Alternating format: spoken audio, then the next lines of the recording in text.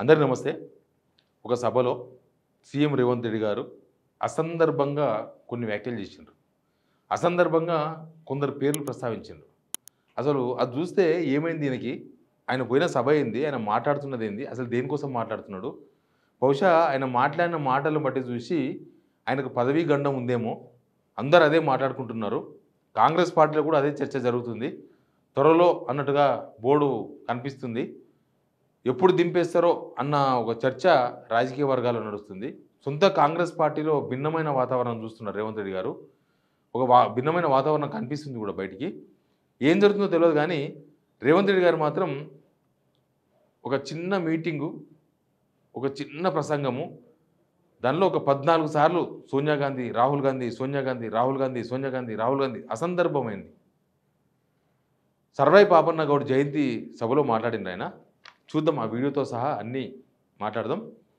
Subscribe చేసుకోవడం మాత్రం మర్చిపోవద్దు. ఈ వీడియో షేర్ కావాలంటే మీరు సబ్స్క్రైబ్ చేసుకోండి, షేర్ కూడా చేయండి. ఫస్ట్ ఆ వీడియో చూడండి ఒకసారి. గాంధీ కుటుంబం, ఇందిరాగాంధీ గారు, గాంధీ కుటుంబం, సోనియా గాంధీ గారిని, శ్రీమతి సోనియా గాంధీ, శ్రీ రాహుల్ గాంధీ గారు ఈ రోజు గాంధీ వారసత్వాన్ని కూడా పుచ్చుకున్న మన నాయకుడు రాహుల్ గాంధీ గారు అని రాహుల్ గాంధీ గారు, శ్రీమతి సోనియా గాంధీ గారు, శ్రీమతి సోనియా గాంధీ గారు, రాహుల్ గాంధీ గారు రాహుల్ గాంధీని అప్పుడేమిటి అడుగుతున్నారు? బీహార్ లో రాహుల్ గాంధీ గారు గాంధీ కుటుంబం అందించింది రాహుల్ గాంధీ గారి విధానాన్ని. రాహుల్ గాంధీ గారి కోపంటే రాహుల్ గాంధీ గారి విధానం, రాహుల్ గాంధీ గారి ఇదరమా రాహుల్ గాంధీ గారిని ఈ రోజు రాహుల్ గాంధీ గారు రాహుల్ గాంధీ గారికి భజన భజన భజన. అది 35 నిమిషాల స్పీచ్లో 27 సార్లు గాంధీ గాంధీ గాంధీ గాంధీ. ఆ పెద్ద గాంధీ పేరు తలుచుకున్నా మంచిగా ఉంటుండే. సోనియా గాంధీ, రాహుల్ గాంధీ, అప్పుడప్పుడు మధ్యలో రాజీవ్ గాంధీ. ఏమైంది అసలు ఈ రేవంత్ రెడ్డి గారికి? సర్వాయి పాపన్న గౌడ్ గురించి ఒక 4 మంచి మాటలు తెలంగాణ ప్రజలకు, ఈ తరానికి ఏదైనా చెప్పే ప్రయత్నం చేసో, లేకపోతే బీసీలకి ఏదైనా కొత్తగా ఇంకో సర్వాయి పాపన్న గౌడ్ జయంతి మేము ఇప్పటి నుంచి ఈ ప్రోగ్రాం తీసుకుంటున్నాం బీసీలకు, అది లేదు ఇది లేదు. ఇదే అసలు ఎందుకు ఇన్నిసార్లు వాళ్ళ పేర్లు పిలుస్తున్నారు? ఏమైంది అసలు రేవంత్ రెడ్డి గారికి? ఢిల్లీలో ఒక రకమైన వాతావరణం ఉంది ఆయనకి, పార్టీలో ఒక రకమైన డిఫరెంట్ వాతావరణం కనిపిస్తుంది. బయట జరుగుతున్న చర్చనేమో డిసెంబరో జనవరో అన్నట్టుగా ఉంది. డిసెంబర్లో దింపేస్తారా, జనవరిలో దింపేస్తారా, ఈ లోకల్ బాడీ ఎలక్షన్స్ అయిపోతే దింపేస్తారా, ఏదేదో రకరకాల చర్చలు జరుగుతూ ఉన్నాయి. ఇన్ని జరుగుతున్న టైంలో ఆయన మాట్లాడిన మాటలు బహుశా వాళ్ళను ప్రసన్నం చేసుకునే ప్రయత్నం చేస్తున్నాడేమో అనిపించింది. వాళ్ళని ప్రసన్నం చేసుకోవడానికి ఇక ఇప్పుడు పరిస్థితులు ఇప్పటికిప్పుడు ఆయన ఇప్పుడు ఎలక్షన్కు ఒక 1 ఇయర్ ముందో, ఒక 1.5 ఇయర్ ముందో దింపే ప్రయత్నాలు చేస్తేనేమో అప్పుడు వాతావరణం వేరుంటుంది. అప్పుడు రేవంత్ రెడ్డి ఏ పాచికలు వేసినా పారుతాయి. అప్పుడు చాలామంది ఎమ్మెల్యేలు కూడా అటు ఇటు గోడ మీద ఉంటారు, రెడీగా ఉంటారు. లేకపోతే పార్టీలు కూడా రెడీగా ఉంటాయి. ఆ పార్టీ ఈ పార్టీ చలో పోంపం మీ వెనక మేము ఉంటాం, మా ఎమ్మెల్యేలు వస్తారు చేద్దాం అని. కానీ ఇప్పుడు ఎటు కాకుండా 20 months అయ్యింది. ఇంకా మస్తు టైం ఉంది గవర్నమెంట్కి. ఇప్పుడు ఎమ్మెల్యేలు ఎవరు కూడా రేవంత్ రెడ్డి ఎంబడి పోయేటట్టు లేరు.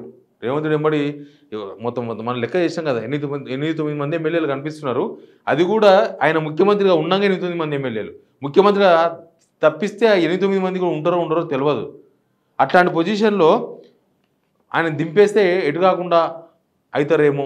ఎందుకంటే ప్రభుత్వం పడిపోకుండా తీసుకోవాల్సిన జాగ్రత్తలన్నీ కూడా మీనాక్షి నటరాజన్ ద్వారా హైకమాండ్ తీసుకుంటున్నట్టుగా చాలా క్లియర్గా కనబడుతుంది. అందుకే ఆమె పాదయాత్ర కూడా చేస్తున్నది. అసలు కాంగ్రెస్నే కన్ఫ్యూజ్ చేసి పడేసింది ఆమె పాదయాత్ర చేయడం ద్వారా. కానీ ఈయన మాట్లాడుతున్న మాటలు దేనికి సంకేతం? మొన్నటిదాకా కాదు, ఇప్పుడు కూడా రాహుల్ గాంధీకి రేవంత్ రెడ్డికి మధ్యలో వీళ్ళు గ్యాప్ లేదు అని చెప్పడానికి ఎక్కడ ఆధారాలు లేవు, గ్యాపే కనిపిస్తుంది. మొన్న రీసెంట్గా బీసీల ధర్నా చేసిన రోజు జంతర్ మంతర్ దగ్గర స్వయంగా చూసిన ఎమ్మెల్యేలు, స్వయంగా చూసిన మంత్రులు అయితే ముక్కును వేలేసుకుంటున్నారు. ఇది ఎక్కడనో అక్కడక్కడ చూసినాం కానీ ఇప్పుడు వాస్తవంగా చూస్తున్నాం. నిజంగానే ఇట్లాంటి దారుణమైన సిచ్యువేషన్ ఉంది.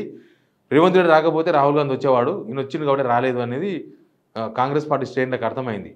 కాబట్టి ఇప్పుడు ఏంది, మైకు దొరికితే అసందర్భంగా, అది అసందర్భమే కదా. అదేమి రాజీవ్ గాంధీ జయంతి ప్రోగ్రాం కాదు, రాహుల్ గాంధీ బర్త్డే ప్రోగ్రాం కాదు, పోనీ గాంధీ కుటుంబ కథా చిత్రం కాదు, ఏమీ కాదు. అదొక సర్దార్ పాపన్న గౌడ్ జయంతి మీటింగ్. దానిలో అది అసందర్భంగా మాట్లాడారు. ఎందుకు మైకు దొరికితే చాలు ఎందుకు మాట్లాడుతున్నాడు? అంటే ఇప్పటికిప్పుడు ఆయన విశ్వాసపాత్రునిగా నటించే ప్రయత్నాలు చేస్తున్నాడా కాంగ్రెస్ పార్టీకి? ముఖ్యంగా నేను ఫస్ట్ నుంచి చెప్పినట్టుగా లోక్సభ ఎలక్షన్స్ తర్వాతనే ఈ తేడా కనిపిస్తుంది. లోక్సభ ఎలక్షన్స్ ముందు నిజంగానే విశ్వాసపాత్రుడు. ఆయన విశ్వాసపాత్రుడో కాదో కానీ బయటకు అట్లా కనిపించింది. వాళ్ళు కూడా అంత గట్టిగా నమ్మినరు. అందుకే కదా ఇంతమంది సీనియర్లం కాదని చెప్పి రాహుల్ గాంధీ రేవంత్ రెడ్డి ముఖ్యమంత్రి చేసింది.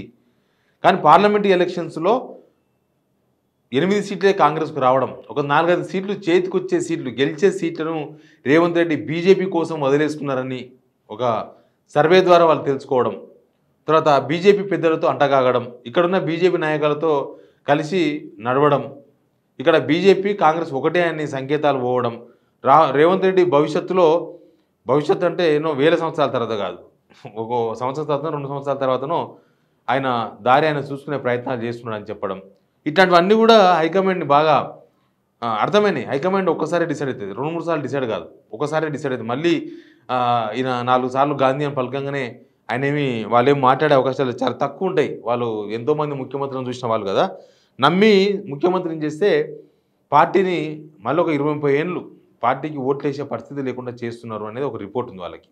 సేమ్ టైం ప్రభుత్వం చెడ్డ పేరు, ప్రభుత్వానికి చెడ్డ పేరు, కాంగ్రెస్ ప్రభుత్వం అంటే ఇట్లుంటుందా అని ఒక చెడ్డ పేరు, పార్టీకి చెడ్డ పేరు, ఇవన్నీ కూడా రేవంత్ రెడ్డి గారి ఆధ్వర్యంలోనే వచ్చినాయి. ఆయన ప్రజల విశ్వాసం కోల్పోయిండు అనేది హైకమాండ్ బహుశా ఇప్పుడు డిసైడ్ అయినట్టుగా కనిపిస్తుంది. ఎందుకంటే ఇప్పటిదాకా ఒక ఎత్తు, ఇప్పటిదాకా ఒక రకంగా కనిపించింది. కానీ ఇప్పుడు రేవంత్ రెడ్డి వర్క్ స్టైల్, లేకపోతే రేవంత్ రెడ్డి మాటలు, రేవంత్ రెడ్డి బాడీ లాంగ్వేజ్ అవన్నీ చూస్తుంటే డేంజర్ బెల్స్ ఉన్న సంగతి మాత్రం రేవంత్ రెడ్డి కూడా అర్థమైనట్టుగా అనిపిస్తుంది.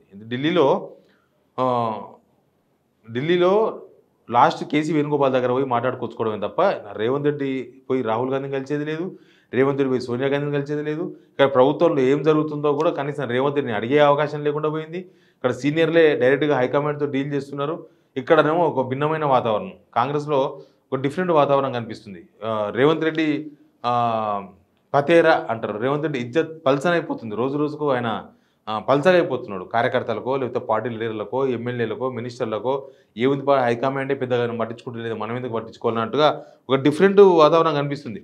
దీంతోన బహుశా ఆయన కొంచెం మేలుకొని ఆ గ్యాప్ను తగ్గించుకునే ప్రయత్నం చేస్తున్నాడేమో. కానీ ఇప్పుడున్న సిచ్యువేషన్లో అసలు అవతల వాళ్ళు అంటే కాంగ్రెస్ హైకమాండ్ రేవంత్ రెడ్డిని నమ్మే అవకాశం ఉందా, మళ్ళీ నమ్ముతారా అంటే చాలామంది కాదు, ఇంకా అయిపోయింది, అది నమ్మే అవకాశాలు ఏమీ లేవు.